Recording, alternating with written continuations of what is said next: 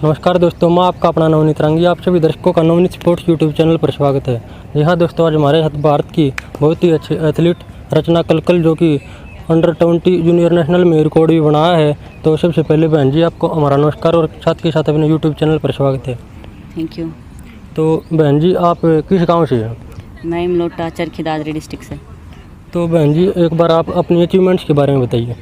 Achievement से सबसे पहले मैंने 2016 में गेम स्टार्ट किया और उसके बाद 2017 में जूनियर नेशनल अंडर 18 में सिल्वर मेडल और उसके बाद नेशनल स्कूल गेम्स, उसके बाद जूनियर फेडरेशन 2018 में उधर से मैं सैफ गेम्स खेलने गई। वहाँ पे मेरा इंडिविजुअल ब्रॉन्ज और रिले में सिल्वर था। उसके बाद एशियन जूनियर चैम्पियनशिप जापान में हुई थी, जो कि जापान में वहाँ पे हमारा रिले में सिल्वर मेडल था। उसके बाद जो फिनलैंड में ताम्परे में वर्ल्ड अंडर 20 जूनियर चैम्पियनशिप हुई थी, वहाँ पे हमारी रिले नेशनल रिकॉर्ड थी। उसके बाद 2019 में मैंने अंडर 20 जूनियर नेशनल में 800 मीटर में गर्ल्स का रिकॉर्ड बनाया और टिंटो लुका का 11 ईयर ओल्ड रिकॉर्ड तोड़ा पुराना।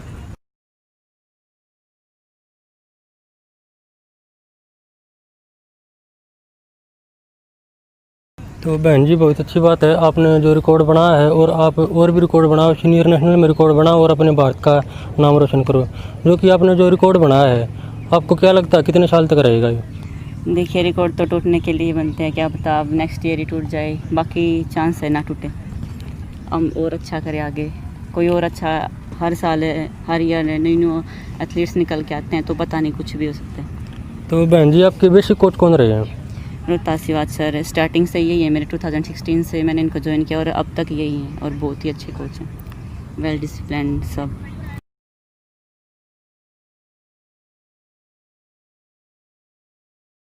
तो बहन जी हर खिलाड़ी का कोई एक आइडियल प्लेयर होता है, तो आपका आइडियल प्लेयर कौन है?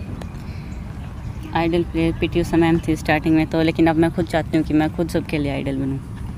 तो बिल्कुल बहन जी आप मेहनत करो और आपसे जो जूनियर खिलाड़ी हैं तो आपको देखेंगे और आपको भी आइडियल मानेंगे। तो बहन जी जो आप विदेशों में खेलते हो, वहाँ पर कुछ सीनियर खिलाड़ी मिलते हैं, वहाँ पर आपको क्या सीखने को मिलता है?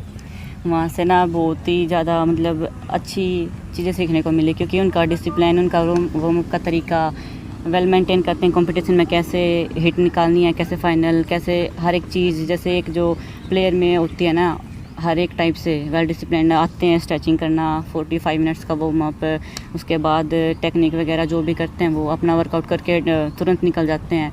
हर एक चीज़ उनसे सीखने को मिली। उनका नेचर बहुत अच्छा है उनका हमसे। तो यही बोलना चाहूँगी मैं सब जूनियर खिलाड़ी को कि भाई जो कहीं भी बाहर भी जाते हैं या फिर यहाँ पे प्रैक्टिस करते हैं, कहीं भी करो, लेकिन वेल डिसिप्लिन के हिसाब से करेंगे तो अच्छा ही होगा, इम्प्रूव भी होगा और हर चीज़ अच्छी होगी। बिल्कुल बहन जी आपने डिसिप्लिन के बारे में बताया, तो डिसिप्लिन के बिना कोई खिलाड़ी भी नहीं बन सकता। नहीं, कोई नहीं बन सकता, क्योंकि अगर एक स्पोर्ट्स पर्सन में डिसिप्लिन ही नहीं होगा तो वो किस बेस पे आगे जाएगा। ये चीज़ तो सबसे ज़रूरी है, सबसे पहले यही होनी चाहिए। तो बहन जी आपकी फैमिली में कोई गेम खेलता है, फिर किसी और खिलाड़ी से ही आपको खेलने की प्रेरणा मिली? नहीं, मेरी फैमिली में कोई गेम नहीं करता, मैं ही करती हूँ। इनफैक्ट हमारे गांव में लड़की कोई करती ही नहीं, मैं ही हूँ एक जो सबसे पहले गांव में से निकली थी और अब तक मैं ही हूँ।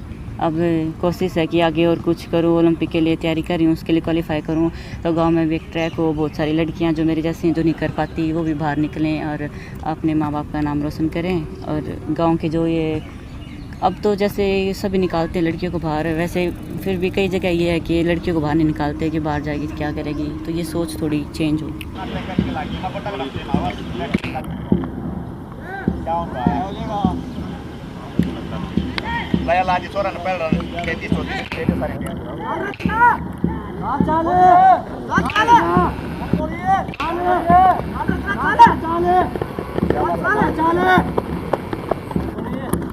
तो बहन जी आपने बताया है आपके गांव से अब भी फ़िलहाल कोई लड़की गेम नहीं कर रही, तो जो आपने गेम शुरू किया उस टाइम पे गांव वालों ने कुछ विरोध किया था? शुरू में तो बोलते थे सब कि नहीं, लड़की है, साथ में जाते हो चाहे कुछ भी जाओ, कुछ हो जाएगा, बाहर नहीं भेजनी ये वो। तो फिर साथ में उस टाइम पे मेरी मम्मी जाती थी मेरे साथ, डेली जाती थी मेरी मम्मी, और बहुत ये भी बोलते थे कि अच्छा कर रहे हो आप, साथ जाओ, साथ लेके आओ। और बहुत सारी ये भी बोलते थे कि क्यों जाती है इसके साथ, क्यों लेके जाती है, इतना ही वो करना पड़ता है। तो फिर मेरी मम्मी ने ही मेरा साथ दिया, यहाँ पे बाहर छोड़ा मेरे को 2016 में। और अभी भी बहुत सारे बोलते हैं कि मेडल ना आए, इंजरी वगैरह हो जाती है तो इंजरी का टाइम बहुत ही मुश्किल होता है। वो बोलते हैं कि इतने साल हो गए कुछ नहीं किया, जॉब नहीं है, ये वो। मेरे घर वाले बहुत सपोर्ट करते हैं मेरे को, मेरे पापा भी, मेरी मम्मी भी, सब। जैसे आप अब मेडल भी जीत चुकी हो, रिकॉर्ड भी बनाया आपने, तो आप अब गांव में जाती हो तो आपको गांव वाले क्या कहते हैं, कैसी फीलिंग आती है आपको? तो बहुत अच्छे गांव वाले बोलते हैं कि आप और अच्छा करो, गांव का नाम रोशन करो, ओलंपिक खेल के आओ। ये सब बोलते हैं कि और भी हमारा नाम हो, गांव का नाम हो, माँ बाप का नाम हो, डिस्ट्रिक्ट का नाम हो, देश का नाम हो।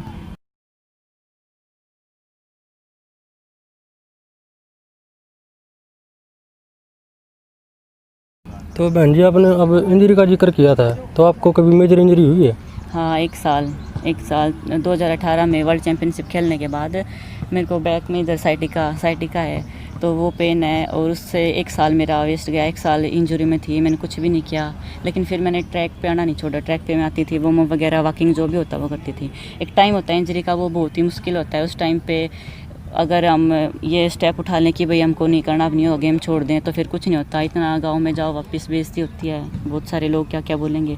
और उस टाइम पे अगर हम एक स्टेप आगे रख लें कि भाई कुछ नहीं, सब ठीक होगा, तो वो टाइम निकल जाता है धीरे धीरे। वो मेरा भी निकला। उसके एक साल में मैं फिट हुई 2 महीने के अंदर फिट होकर मैंने नेशनल में जूनियर का रिकॉर्ड बनाया। तो बहन जी, आपको इंजरी हुई है, तो उस टाइम सबसे ज़्यादा मोटिवेशन किसने दी आपको? आप ठीक हुई, और सबसे ज़्यादा सपोर्ट किसने किया आपको? मेरे कोच ने क्या बोलते थे कि कोई नहीं, तू ठीक हो जाएगी, ऐसे ऐसे तो आराम से ग्राउंड पे आती रहे, वॉकिंग कर, वार्म अप कर, वरना घूम के बैठ के देख, सबको ऐसे चली जाए। उन्होंने धीरे धीरे मेरा वर्कआउट कराया। स्टार्टिंग में वॉकिंग कराते थे, फिर हल्की हल्की रनिंग शुरू की, फिर उसके बाद धीरे धीरे रेपिटेशन लगाने स्टार्ट कराए। उन्होंने ही मेरे को फिट किया है। मैं तो मानती हूँ कि अगर ये जो बच्चे हैं कि 1-2 साल में कोच चेंज कर देते हैं, ये तो बहुत गलत करते हैं, क्योंकि कोच चेंज नहीं करना चाहिए। अगर इंजरी हुई है तो ठीक भी वही करेगा, क्योंकि हमें उसको पता होता है कि कैसे बच्चे को ठीक करना है, कैसे उसका वर्कआउट कराना है, उसको हमारी बॉडी का पता होता है। तो मैं तो सर को ही बोलूँगी, सर थैंक यू सर को, ये क्योंकि सर ने मेरे को फिट किया, दोबारा से रिकॉर्ड के लिए तैयार किया, और अब फिर से रिकॉर्ड करेंगे।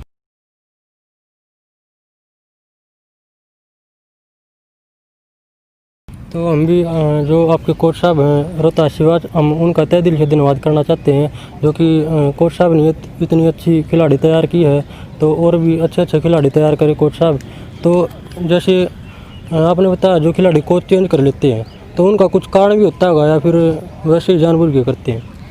जानबूझ के नहीं, वो ये होता है कि जो बैच होता है, काफ़ी सीनियर बच्चे जो जाते हैं वो बोलते हैं कि ऐसे नहीं, ऐसे करा देंगे, मेडिसिन वगैरह सप्लीमेंट वगैरह में कुछ बोल देते हैं कि इससे कुछ नहीं होगा तेरा, तो वो सोचता है कि कोच चेंज कर लूँ उससे हो जाएगा। फिर ऐसे ऐसे वो दूसरे कोच के पास जाएगा तो उसको और दूसरा कोच मिल जाता है, तो ऐसे उनकी लाइफ स्पॉइल हो जाती है, कुछ नहीं बचता। तो मेरा तो मानना ये है कि कोच चेंज नहीं करना चाहिए। आज नहीं, कल 1 साल 2 साल रुक के रिजल्ट उसी के पास आएगा।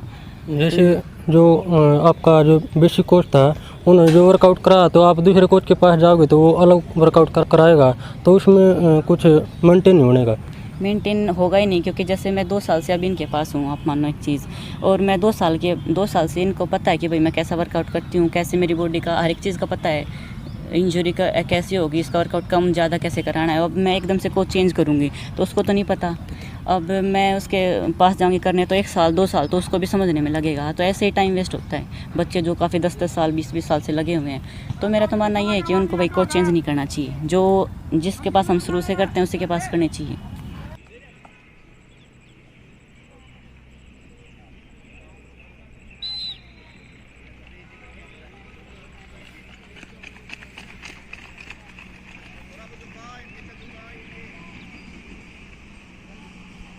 और बहन जी, जैसे आपने 800 मीटर जो इवेंट आपने चुना, तो उससे पहले और कोई इवेंट करते थे?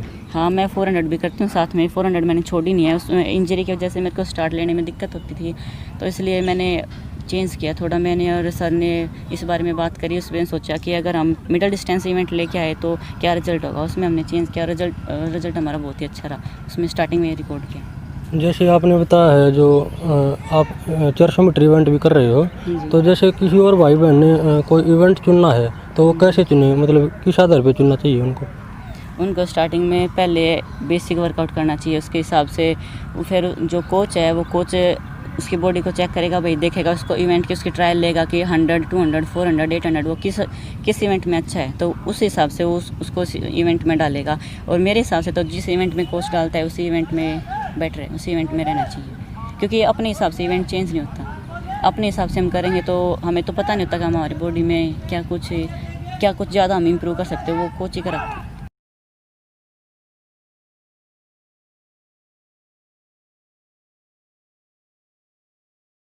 बहन जी, आपका डाइट प्लान क्या है? आप वर्कआउट करते हो, किस टाइप की डाइट लेते हो आप? वर्कआउट करने के बाद यहाँ से जाते हैं, जूस वगैरह पीते हैं, उसके बाद ओट्स, एग वगैरह, पीनट बटर, ब्रेड वगैरह खाते हैं और उसके बाद रेस्ट करते हैं। दिन में उठ के हल्का लाइट फूड लेते हैं। जैसे बीच में अगर शाम को ज़्यादा वर्कआउट है तो चावल वगैरह लेते हैं या फिर 2 रोटी, और शाम को फिर ग्राउंड से आने के बाद फिर वही जूस, सेम, अंडे वगैरह, और रात को अगर रोटी खाई जाए तो ठीक है, वरना हो जाता है। आपका यहाँ तक का सफ़र कैसा रहा? जैसे सफ़र में कठिनाई भी आ जाती है, मज़ेदार पल भी रहते हैं कुछ? सफ़र शुरू में तो कठिन का ही था, क्योंकि सर स्टार्टिंग में नाइस करने चले गए। एक साल हमने खुद ही वर्कआउट किया। फिर उसके बाद सर आए, सर के आते ही 2 महीने सर ने वर्कआउट कराया, तो उसी में एकदम से इम्प्रूव हुआ। तो उस टाइम बहुत खुशी हुई। फिर ऐसा टाइम पे आया, 1 साल इंजरी में चली गई मैं। इंजरी में जाने के बाद ये था कि भाई कभी ना हो, बहुत बोलने वाले थे कि भाई अब इससे नहीं होगा, ये वो, एक बार भाग गई। तो उस टाइम पे बुरा भी लगा, लेकिन फिर जब से दोबारा ट्रैक पे आए उसके बाद अच्छा ही लग रहा है, सब अच्छा ही हो रहा है। तो उम्मीद है कि आगे भी सब अच्छा ही होगा। और आपके फ्यूचर प्लान क्या है? आप अपने देश के लिए आगे कुछ क्या करना चाहते हो? फ्यूचर प्लान ये है कि मैं सबसे पहले ओलंपिक क्वालिफाई करूं, ओलंपिक खेलने जाऊं, और उसके बाद एशियन गेम्स, कॉमनवेल्थ गेम्स जो भी, उसमें अपने इंडिया को मेडल दूं, इंडिया का नाम हो। और ऑब्वियसली ये बात है कि इंडिया का नाम होगा तो हमारा भी घर का, गाँव का, सबका नाम। बिल्कुल बहन जी, हम भी भगवान से प्रार्थना करते हैं कि आप ऐसे ही मेहनत करो और अपने देश के लिए ओलंपिक में, एशियन गेम्स में हर जगह मेडल लेके आओ और अपने गांव का, माता पिता का, अपने कोच का, अपने देश का नाम रोशन करो।